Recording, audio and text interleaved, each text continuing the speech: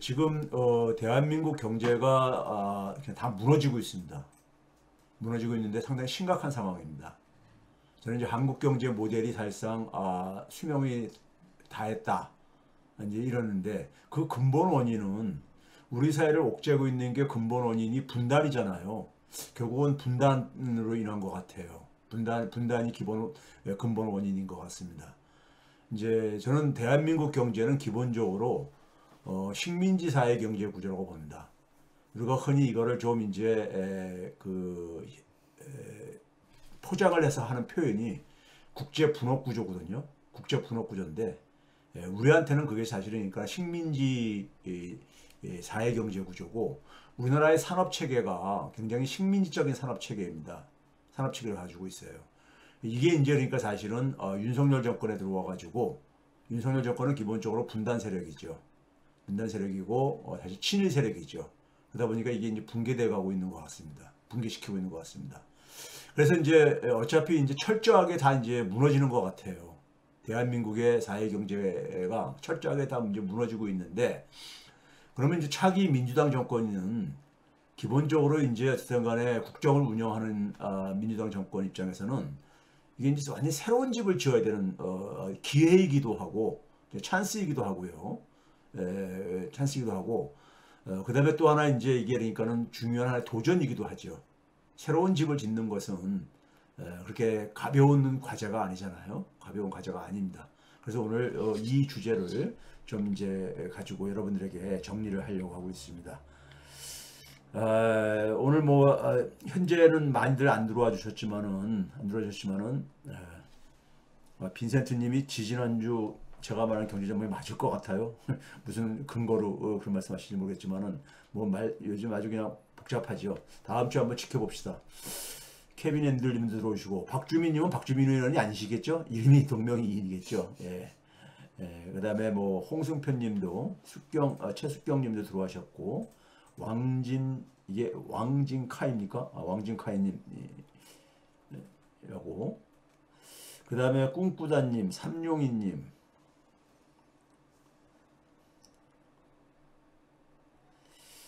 제가 괜히 방송을 했는가 봅니다. 인플레이션 전망에 대해서 여러분들이 그냥 이거 가지고 또 투자 기회를 삼는 분도 있고 이제 그러는 것 같던데 그건 뭐 본인들 책임입니다. 저한테 나중에 여러분들 손실 본다고 해가지고 손실 보상해 달라고 하지 마세요. 곽정희님도 굉장히 반가운 얼굴이시고요. 자, 미니선님은 항상 개근해 주시는 것 같고요. 그렇죠? 그래서 이제 대충 이제 인사드린 걸로 하고요. 바로 시작하도록 하겠습니다. 제가 이제 오늘 주제를 잡은 이유는 우리 경제의 근본적인 문제가 무엇인가를 좀 우리가 인식할 필요가 있어가지고 제가 그랬습니다. 이거 잡았는데, 그리고 이제 우리는 이제 완전히 새로운 집을 지어야 됩니다. 새로운 집을 지을 하나의 기회이기도 하고, 굉장히 우리한테 주어진 하나의 도전이기도 하죠. 도전이기도 합니다. 근데 이제 먼저 이제 제가 이렇게 시작하겠습니다. 경제가 붕괴되고 있는 거는 성장률을 가지고 언론들이 그러니까 일부 전문가들이 호도를 하고 있는데 성장률의 내용은 제가 뉴스공장에서 얘기했듯이 굉장히 안 좋습니다. 그다음에 이제 그 최근에 라인 사태까지 이게 모두 우연이 아닙니다. 우연이 아니란 얘기예요. 자, 이 라인 매각 압박 사태예요. 일본이 지금 하고 있는 라인 매각 압박 사태는 저는 집권 세력의 그 정체를 보여주는 하나의 이 사건이라고 봅니다. 이제 야당이 이거 가지고 이제 문제 제기를 하면 반일 감정 자극이라고 이렇게 이런 반응을 보이시는 분들이 되게 토착예구들이죠. 저는 이거를 그 누굽니까? 프랑스 파농에 그러니까는 표현을 써가지고 블랙 스킨 화이트 마스크라고 그러니까 이제 우리가 식민지 경험을 가졌던 그러니까 알제리에 그러니까 우리가 그 유색인종들이 가지고 있는 문제들을 피부는 검은데 이 백인들 그러니까는 이 흉내를 내는 이런 거를 이제 그러니까는 써가지고 블랙 스킨 와이트 마스크라고 그랬잖아요. 근데 이 우리나라 토착외국어가 그런 거죠. 토착외국어가 이제 표면은 한국 조선인인데 근데 뭐냐면 사고라든가 이런 것들은 소위 말해서 그 일본인보다 더 일본 쪽으로 사고하는 그러한 이 집단들이죠. 그 네이버 뉴스는 여러분들 많이들 들으셨을 거예요. 네이버가 이제 10일 날 공식 입장문을 냈더라고요. 근데 그 입장문을 보면서 제가 이 마음 접었구나. 지금 뭐냐면 내가 할 수밖에 없겠구나 하는 이런 상황으로 이제 방향을 접은 것 같아요. 그리고 정부는 이제 나서가지고 가능하면 제가 받도록 이런 식으로 정부도 이제 그런 입장을 가진 것으로 지금 이제 흘러나오고 있다 보니까요.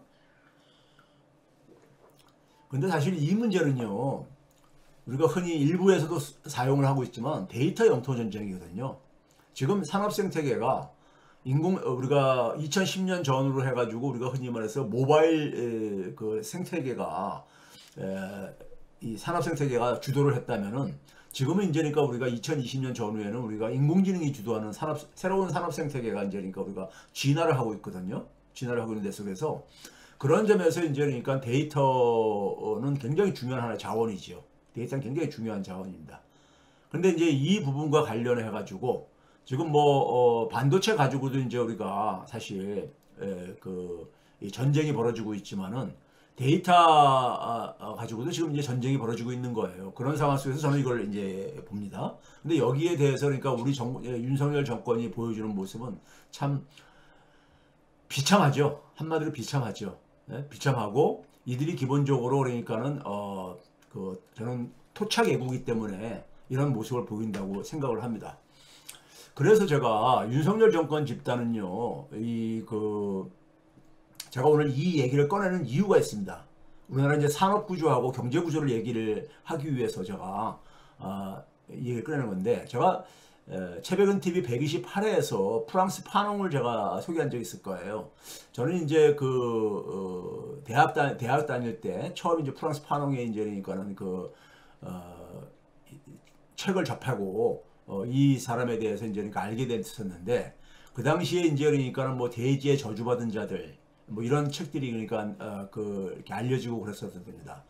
프랑스 파농은 이제 여러분들이 알다시피 이제 그러니까 우리가 이 정신과 의사 출신이죠. 그리고 이제 알제리 해방 혁명 전사이기도 했었고요. 근데 너무 일찍이 요절을 했는데 참 대단한 인텔리라고 저는 봅니다. 이 사람 대단한 인텔리라고 봐요.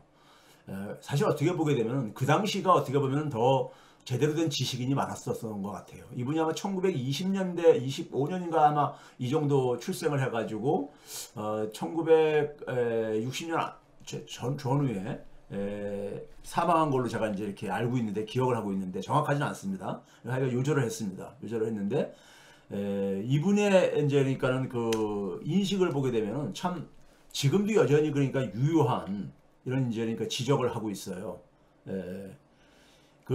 이제 근데 이 양반이 그 얘기한 것 중에서 제가 오늘 이제 말하고 싶은 것은 뭐냐면은 식민 시스템. 그러니까 식민지 경험을 했던 나라들은 사회들은 굉장히 오랫동안 상흔이 남습니다. 트라우마가 남죠. 남는데 되게 이제 정치적인 시스템에서도 남아있고, 그 다음에 경제 기술적인 시스템에서도 남아있고, 가장 깊이 남아있는 게 의식에 있어서요. 그러니까는 의식에 남아있는 하나의 트라우마들이죠. 트라우마들인데 이걸 통틀어서 식민 시스템이라고 이제 표현할 수 있겠는데, 이러한 식민 시스템이 인간 이하의 시스템을 낳는다 이런 얘기를 해요. 인간 이하의. 그러니까 뭐냐면 식민지 경험을 가진 사회들은 인간 이하라는 건 뭐겠습니까? 그러니까 거의 짐승 같은 사람들을 만들어낸다 이겁니다. 우리 사회 지금 그렇잖아요. 우리 사회 사람 같지 않은 사람들 만드는 사람 취급하기 힘든 분들 많잖아요. 그런 사람 많잖아요. 그렇죠? 그러니까 인간 이하의 시스템을 낳는다. 이거를 사실은 오늘날도 유효한 거죠, 저는요. 그래서 엄밀히 말해서 이 양반이 무슨 얘기했냐면 식민 시스템은 인간을 동물화한다 그랬어요. 동물화한다. 그러니까 제대로 된 그러니까 정상적인 의식을 못 갖는다 이거죠. 못 간다 이거죠. 그래서 예를 들면 이런 표현들을 하죠. 프랑스 변두리만 다녀와도 우쭐대고, 이제 이 아프리카 이쪽 지역은 이제 알제리를 비롯해서 이제 프랑스 식민지였었잖아요. 그러니까 프랑스 변두리만 다녀도 우쭐대고, 우리가 과거에 그러니까 우리가 옛날 분들은 일본 유학 갔다 온 거, 미국 유학 갔다 온 거 이런 거 가지고 우쭐대고 하는 이런 것들이랑 같은 얘기죠. 프랑스인보다 더 완벽하게 불어를 구사해야겠다는 이 강박관념. 우리 지금 뭐 영어에 대해서 마찬가지잖아요. 그런 거예요. 그러니까요. 그다음에 굉장히 불평등하게 결합이 될 수밖에 없음에도 불구하고 백인 남성과 결혼을 꿈꾸는 이제 그러니까 그 유색인종 여성들, 처녀들, 원주민 처녀들. 그리고 이제 뭐 예를 들어서 마르세유에 도착하자마자 홍등가로 달려가서 백인 창녀를 올라타면서 심리적 쾌감을 느끼는 흑인 청년의 성적 도착적 열등감. 이런 표현들을 이제 이 책에서 하고 있죠. 책들에서요. 검은 얼굴 하얀 가면 자기 땅에서 유배당한 자들 대지에 저주받은 이런 책에서 하고 있죠. 그러면서 이분이 한 얘기가 뭐냐면 자신에게 금지된 세계를 거부해야 된다 이거예요. 그러니까 금지된 세계라는 건 뭐냐면은 식민지 시스템 속에서 우리가 알게 모르게 우리가 세뇌당한 의식들 있잖아요. 세뇌당한 것들이요. 네? 세뇌당한 것들이요. 이런 것들을 그러니까는 벗어나야지만이 진정한 식민지 해방이 이루어진다는 얘기죠. 그래가지고 스스로의 자기의 존재를 찾아낼 때 식민지 해방은 이루어진다 이거예요. 그러니까 의식의 식민지성이 가장 오래 간다고 이 사람이 이제 얘기를 했거든요. 정치적인 식민지성은 제일 먼저 그러니까 우리가 소멸할 수 있고, 두 번째는 그다음에 경제 기술적인 식민지성 이제 이렇게 얘기를 하고 그러거든요. 우리나라 한번 봐보세요. 우리나라 보게 되면 박정희 시스템이라든가 박정희 체제라든가 전두환 체제 때 얼마나 일본 정계하고 긴밀하게 그러니까는 연결고리를 가지고 우리나라 정치인들의 사고들이 그런 모습을 보여줬습니까? 그 다음에 우리나라가 지금 보게 되면요. 강화도 소위 말해서 우리가 이 불평등 개항 이래 1876년이죠. 그때부터 지금까지 일본에 대해서 무역수지 적자를 벗어난 적이 없어요. 그게 이제 경제 기술적인 식민지성이죠. 그렇죠? 근데 이제 더 그한 건 뭐냐면 의식의 식민지성이라 이거예요. 의식의 식민지성. 이게 이제 윤석열 정권이라든가 우리 사회 속에서의 소위 이 많은 특권층들이 이런 식민지적인 의식을 갖고 있죠. 네? 그러니까 이런 세력들이 권력을 잡다 보니까는 우리 사회가 가지고 있는 경제 산업 구조의 문제가 그대로 지금 노출되고 있어요. 노출되고 있고 정치적인 식민지성조차 부활되고 있잖아요. 네? 사실 최근에 우리가 그러니까 라인 사태라든가 이런 걸 보게 되면 사실 이게 용산이 이게 그러니까는 조선의 총독부 출장소 같은 이런 느낌을 받잖아요. 그렇죠? 그런 경우들을 이 윤석열 정권이 그동안에 계속해서 보여줬잖아요. 지난 2년 동안에요. 그렇죠? 그러면서 뭐냐면 우리나라의 그러니까 이 경제 기술의 식민지성이 사실 위기를 노출하고 있습니다. 오늘 그거를 보여드리려고 하는 거예요. 그러면서 우리의 과제가 뭔지를 우리가 찾을 수가 있다는 얘기입니다. 그러니까 우리가 식민지 경험을 가졌다는 것은요. 주체적으로 근대화를 못했다는 얘기잖아요. 소위 말해서 그러니까는 식민지 지배를 받고 그 주체적인 근대화를 실패했다는 얘기는 결국 뭐냐면 인민이 그러니까 주인 역할을 못한 거죠. 그러니까 굉장히 취약한 민주주의의 결과이죠. 서양에 있어서의 우리가 근대화라는 것은 사실 산업화이기도 하고 서구가 주도했던 하나의 역사잖아요. 역사 실험이었잖아요. 근데 이 서구 경험을 가지고 보게 되면요. 부르주아 민주주의 사회질서 확립이잖아요. 얘네들이 만들어낸 건 뭐냐면요. 국가 권력은 이제 그러니까는 자유민주주의에 기반을 한 국가 권력이다 보니까는 소위 선출 권력하고 시장 권력이 그러니까 어떤 타협으로 만들어낸 하나의 이 결합체죠. 부르주아 민주주의라는 것은요. 네? 그러니까 선출 권력과 시장 권력 간에 내부적으로는 타협을 하고, 그 다음에 대외적인 이 문제에 대해서는 국가와 부르주아가 이익이 일치했죠. 부르주아는 뭐냐면 시장 확장이라든가 아니면 값싸게 자원을 이용하는, 해외에 있는 자원을 값싸게 이용하는, 이렇게 이용을 하고 싶어 했었고, 그래서 자원을 약탈하는 거. 그리고 국가는 기본적으로 대외 팽창, 소위 식민지 개척, 이런 것들이 그러니까는 일치했죠. 그래서 이걸 대외적으로 그러니까는 자주성이라든가 대외적인 그러니까 시장 확장 이런 걸로 이렇게 나타났던 거잖아요. 그래서 그러다 보니까는 서구 사회 기준에 있어서의 이 주체적 근대화라는 것은 그 주권 국가를 의미하는 것이고요. 주권 국가를, 즉 남으로부터 그러니까 침탈을 당하지 않는 힘을 가진 하나의 주권 국가지요. 그게 바로 우리가 흔히 얘기하는 상대가 함부로 할 수 없는 나라, 이런 거죠. 그 다음에 이제 이들 나라가 이러한 힘을 갖기 위해서는 반드시 전제 조건이 있죠. 전제 조건이 뭐냐면은 산업 경쟁력입니다. 산업 경쟁력이요. 그 산업 경쟁력도 마찬가지로 경제에 있어서 주권을 그러니까 우리가 해야 되는 거기 때문에 그건 자기 완결성을 갖는 산업 생태계입니다. 그러니까 자기 완결성을 갖는 산업 생태계라는 것은 다음번 그림에서 보여드리겠지만은 원천 기술도 갖고 있고, 그리고 뭐냐면 제품에 대한 그러니까 설계라든가 디자인도 할 수 있고, 생산도 할 수 있고, 모든 전체 과정을 다 할 수 있는 그런 게 이제 자기 완결성을 갖는 산업 생태계라 그러죠. 우리나라는 그렇지가 못하잖아요. 지금도요. 그러니까요. 산업화한 지 지금 그러니까 우리가 70년 이런 역사가 되고 있지만은 우리나라는 반도체 산업조차도 자기 완결성을 안 갖고 있잖아요. 우리나라는 사실 그러니까 팹리스라든가 파운드리가 상대적으로 취약하잖아요. 제조 부분, 메모리 제조 부분에만 우리가 이렇게 대한돼 있잖아요. 원천 기술에서도 굉장히 취약하잖아요. 제품의 설계나 디자인을도 굉장히 취약하고요. 그래서 우리나라 사업 서비스 부분이 굉장히 취약합니다. 사업 서비스 부분이요. 그러니까 이런 산업 경쟁력이 구축된다는 얘기는 경제적으로의 경제적으로의 자주성을 얘기하는 겁니다. 경제적으로 주권 국가가 되는 걸 의미하는 거죠. 그러니까 근대화라는 것, 주체적인 근대화라는 것은 주권 국가를 지향하는 거거든요. 주권 국가라는 건 뭡니까요? 그 나라 사회 구성원들이 그 나라의 문제를 그러니까는 독자적으로 결정할 수 있는, 남의 간섭을 안 받고 그런 힘을 가진 국가죠. 그래서 다른 나라가 함부로 할 수 없는 국가잖아요. 그걸 하기 위해서 대내적으로는 그러니까 우리가 선출 권력이 지배하는 그러니까는 부르주아 민주주의 사회 질서를 만들어냈다 이겁니다. 민주주의라는 것은 그렇기 때문에 우리가 민주주의가 강한 나라들은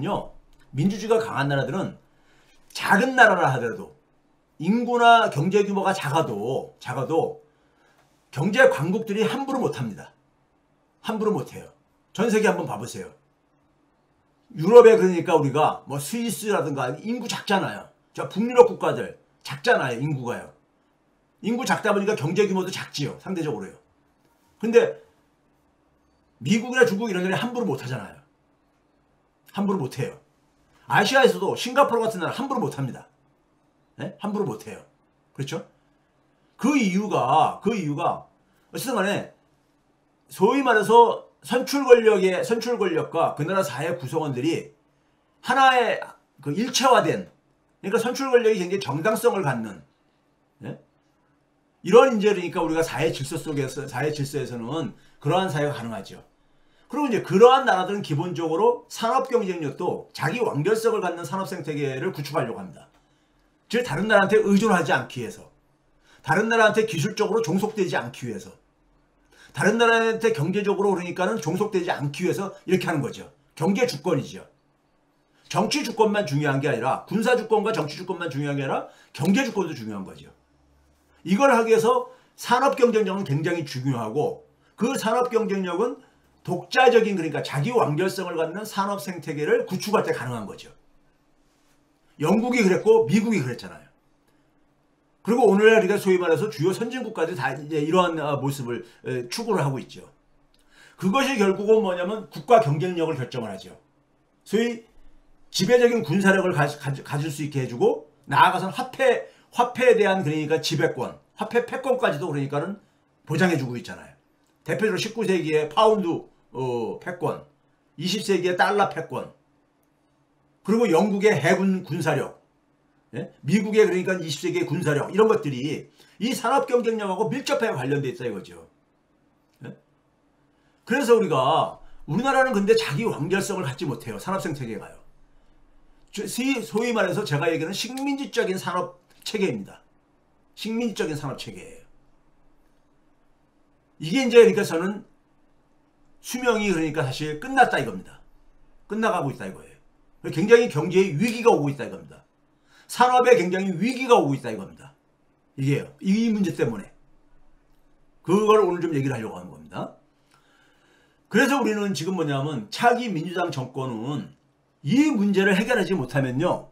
대한민국의 그러니까 경제 문제, 경제 위기, 산업 위기 이거 못 벗어납니다. 못 벗어나요. 근데 이걸 하려면 출발점은 뭐냐? 제가 항상 얘기했듯이 민주주의 강국이 돼야 됩니다. 민주주의 강국이라는 것은 국민이 진짜 주인인 나라를 만들어주면 되는 거예요. 민주주의 강국이 되면요. 다른 나라들도 함부로 하지 못합니다. 앞에서 얘기했듯이요. 예? 그래서 제가 항상 지금까지 강조했던 게 국민의 경제력을 강화시켜줘야 된다 하는 얘기가 바로 그 얘기입니다. 민주주의 강국이 되는 하나의 출발점이기 때문에 그게요.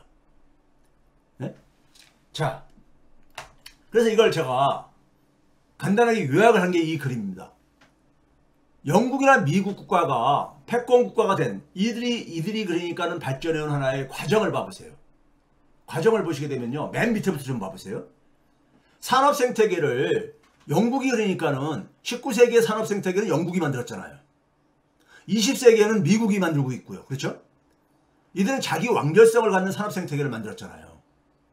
자기 완결성을 갖는. 그러니까 원천 기술부터 해서 제품에 대한 그러니까 설계, 디자인, 생산 모든 것을 다 할 수 있는 능력. 그게 이제 산업 생태계를 자기 완결적인 산업 생태계죠. 근데 우리가 소위 말해서 식민지 경험을 가진 나라들은 되게 어떻습니까? 소위 우리가 주변부 국가라고 하죠. 주변부 국가들은 어떻게 했습니까? 이들 나라로부터 자본을 그러니까 차입하거나 기술도 차용하거나 해가지고 위탁 생산을 하거나 아니면 원자재를 공급하는 이런 역할을 했잖아요. 사실 근본적으로 이런 구조가 변한 게 없잖아요. 지금도요. 이거를 포장을 해서 표현한 게 국제분업구조입니다. 국제분업구조죠. 근데 더 거칠게 얘기를 하면은 이건 식민지적인 산업체계죠. 식민지적인 산업체계입니다. 그렇죠? 지금 미국하고 중국의 경제전쟁의 핵심은 바로 뭡니까요? 미국은 중국이 그러니까는 독자적인 그러니까 자기 완결성을 갖는 산업 생태계 구축하는 게 굉장히 싫은 거예요. 그게 싫은 거예요, 지금요. 중국은 뭐냐면 그러니까 과거에 그러니까 우리가 20세기 때 그런 치욕을 반복하지 않으려면은 제국주의 시대의 그런 치욕을 반복하지 않으려면은 산업 경쟁력을 확보가 굉장히 중요하다고 보는 거예요. 특히 미래의 산업과 제조업은 물론이고 미래 산업과 관련해 가지고요. 그거 가지고 사실 그걸 갖추게 되게 되면은 말 그대로 어느 나라한테도 그러니까는 사실은 그 대응할 수 있는 힘을 갖는 거잖아요. 영국과 미국처럼 미국이 그랬듯이요. 그게 그렇게 되는 게 싫은 거예요. 미국은요. 중국이요. 예? 그럼 그런 산업 경쟁력을 갖기 위해서는요. 영국이 여러분들 영국 하게 되면 산업혁명에 우리가 이 요람으로 우리가 얘기를 하잖아요. 산업혁명이 일어난 것으로요. 그러니까요. 그렇죠? 그 산업혁명이라는 것은 오늘날 다른 표현으로 하게 되면 기술혁신이죠. 기술혁신이요. 기술혁신을 조금 더 다른 말로 풀어서 얘기하면 무슨 얘기입니까? 오늘날처럼 얘기하면 벤처 투자 이런 게 막 활발하게 일어난 거예요. 벤처 투자는 우리가 뭐라고 합니까요? 위험성이 높은 분야에 대한 투자가 막 이루어지는 거잖아요. 벤처 캐피탈은 우리가 성공하면 굉장히 수익률이 높고 그 대신 뭐냐면 위험도 많은 왜 안 해본 거니까 기존에 안 해본 하나의 사업이니까요. 그렇죠? 근데 그런 새로운 시도들이 그러니까 흔히 말해서 우리가 알고 있는 산업혁명이었던 겁니다. 근데 그런 것들이 이루어지기 위해서는 그러한 사회 분위기가 만들어져야 돼요. 그러한 사회 분위기가 만들어져야 됩니다. 그걸 우리가 뭐라고 얘기하냐면 소셜 이노베이션, 사회혁신이라고 합니다. 사회가 그 환경을 만들어줘야 되는 거예요. 네? 사회가 환경이 안 만들어진 상태 속에서 막 위험한 투자가 벤처 캐피탈 투자가 활발하게 이루어질 걸 기대하는 것은 그건 넌센스입니다. 소위 말해서 사회혁신의 대표적인 게 뭐냐? 대표적인 게 뭐냐면은 중앙은행 시스템 도입이죠. 불안화폐 혹은 신용화폐라고 하는 중앙은행 시스템을 그러니까 우리가 개발해내잖아요. 영국이요. 예? 그걸 통해서 그러니까 중앙은행 시스템은 의미가 뭡니까요? 돈을 그러니까 돈의 공급을 폭발적으로 증가시켜 준 거예요. 그 전까지는 사실상 금본위제였기 때문에 금 보유량만큼만 돈을 유통시킬 수가 있었죠. 금의 보유량에 제약을 받았죠. 그런데 우리가 불안화폐, 신용화폐, 중앙은행 시스템이 만들어지면서 그런 금의 제약에서 벗어날 수 있게 되죠. 돈을 많이 공급해 줄 수 있게 된 거예요. 시장에. 첫째는요. 둘째는 뭐냐. 소위 우리가 오늘날 알고 있는 대표적으로 주식회사 같은 데가 갖고 있는 유한 책임자 같은 경우죠. 투자에 대한 책임을 그러니까 한도를 정해주는 겁니다. 제가 학생들 가르치면서 이런 얘기합니다. 자, 자영업자들이, 개인 사업자들이 사업을 하다가 은행에서 내가 1억을 대출받았어요. 근데 불행하게 사업이 잘 안 됐어. 그럼 그 1억 빌린 거 사업 안 됐다고 해가지고 폐업했다고 해가지고 안 갚아도 됩니까? 아니잖아요. 그건 계속해서 갚아야 되잖아요. 끝까지요. 무한 책임입니다. 무한 책임이죠. 개인 사업자들 이런 것들은요. 근데 주식회사는 어떻습니까요? 삼성전자의 주주들이 삼성전자가 만약에 사업이 잘 안 돼가지고 안 돼가지고 뭐 폐업하게 된다고 했을 때 삼성전자는 그러니까 주주들이 투자한 돈도 있지만은 자본도 있지만은 은행에서 차입한 돈도 있잖아요. 채권을 발행해서 차입한 돈들도 있잖아요. 여기에 대한 책임을 주주들은 안 지지요. 안 지지죠.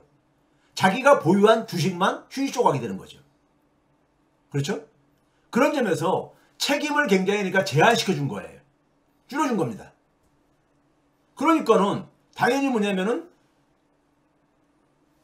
리스크가 큰 사업에 훨씬 더 공격적으로 투자할 수 있게 되죠. 책임을 그만큼 그러니까는 책임을 줄여줬으니까요. 무한 책임이 아니라 책임의 한도를 제한을 했으니까요. 이러한 것들이 영국에서 그러니까 그 산업혁명이 일어나게 된 하나의 배경입니다. 이게 사회혁신이에요. 소셜 이노베이션입니다. 사회 환경, 사회 제도가 그러니까는 바뀌어야 됩니다. 그런 변화를 만들어주기 위해서요. 이거를 가능하게 했던 게 바로 뭐냐면 영국의 민주주의죠. 근본적으로는요. 영국 민주주의인 겁니다. 예? 민주주의요. 부르주아하고 소위 말해서 그러니까 우리가 전통적인 권력들하고 타협을 한 거죠. 타협을 해서 만들어낸 거죠. 그렇죠? 그러면 이러한 소위 사회혁신은 그러면 그냥 다 얘 영국만 됐느냐? 사회혁신은 결국 뭡니까요? 사회 주인공은 결국 누굽니까? 그 사회 구성원들, 사람들입니다. 사람들이 시대 변화에 맞게끔 바뀌어야 돼요. 과거 그러니까 우리가 농업사회 속에서 살던 사람들하고 우리가 쉽게 얘기해서 조선시대 때 살던 사람들하고 20세기에 사는 사람들하고 같은 사람이 아니잖아요. 사람이 달라져야 됩니다. 그럼 사람을 만드는 일은 뭐냐? 그게 교육이죠. 제가 교육을 사람을 만드는 일이라고 정의하거든요. 교육이 바뀌어야 된다는 얘기예요. 교육이 바뀌어야 된다는 얘기죠. 우리가 예를 들어서 서당 같은 데서 맹자할, 공자할, 맹자님 말씀, 공자님 말씀도 중요하지만은 그것만 가지고 산업화에 필요한 인력을 우리가 공급을 못 하잖아요. 그렇죠? 교육혁신이 1300년 전으로 해가지고 영국에서는 일어나기 시작하죠. 교육혁신이요. 지금 무슨 얘기냐면은 영국이 그러니까 19세기에 그러니까 해가 지지 않는 나라가 되기 위해서는 뭐가 필요했습니까요? 영국의 해군력이죠. 이 해군력을 만들기 위해서 중앙은행 시스템을 만든 거 아닙니까요?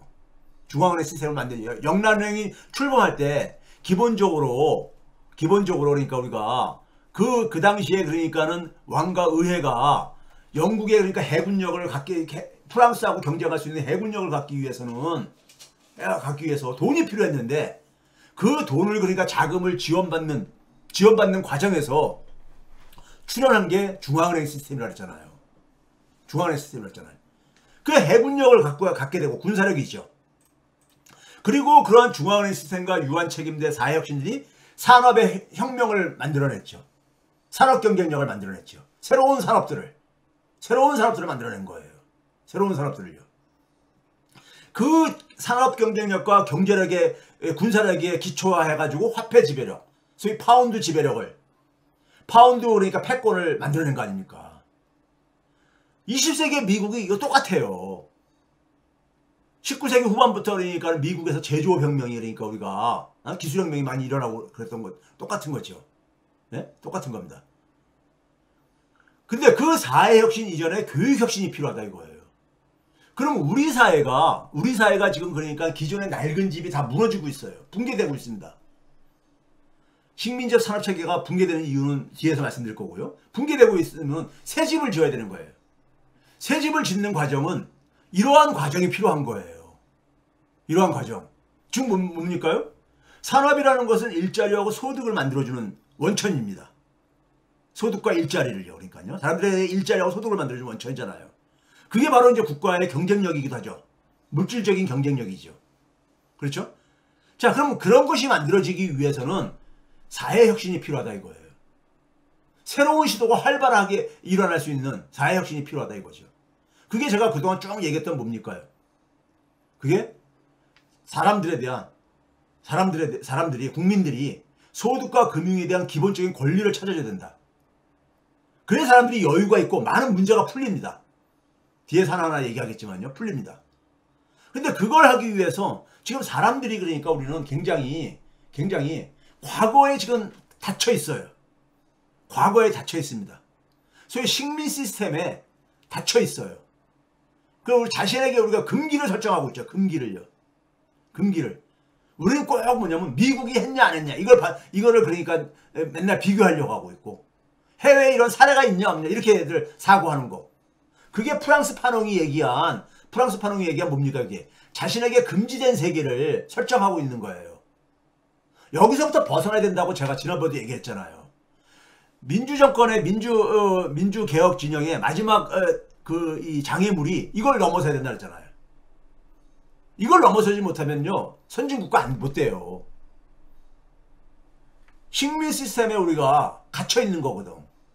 특히 의식이 갇혀 있다고 우리는요. 네? 우리 사회 엘리트들이 얼마나 여러분 사대주의적인 건가는 잘들 아시잖아요. 그렇죠? 그래서 우리 사회 속에서 교육혁신이 필요하고 사회혁신이 필요한 거예요. 우리의 지금 산업의 위기와 경제의 위기를 돌파하려면 새로운 집을 지으려면 이걸 차기 민주당 정권이 못 해내면요 대한민국 안 바뀝니다. 대한민국은 생존보다는 사실은 그러니까 소멸의 길을 갈 가능성이 높습니다. 이거 못 해내면요. 그래서 교육혁신과 사회혁신 네? 이걸 통해 가지고 새로운 집 짓기를 그러니까 시작을 해야 되는 겁니다. 대한민국은 지금 있잖아요. 어떠한 상황이냐? 대한민국은 식민 시스템이 돼 있다 보니까는 제대로 된 그러니까 우리가 근대화를 못한 거잖아요. 식민 시스템에 이게 우리가 안주했다는 얘기는요. 그렇죠? 우리가 대한민국의 영어로 할 때는 리퍼블릭 오브 코리아잖아요. 리퍼블릭이 무슨 말입니까? 공화정이란 공화국이라는 얘기잖아요. 공화정이요. 근데 대한민국이 공화국입니까? 대한민국은 공화국 아닙니다. 제가 볼 때는요.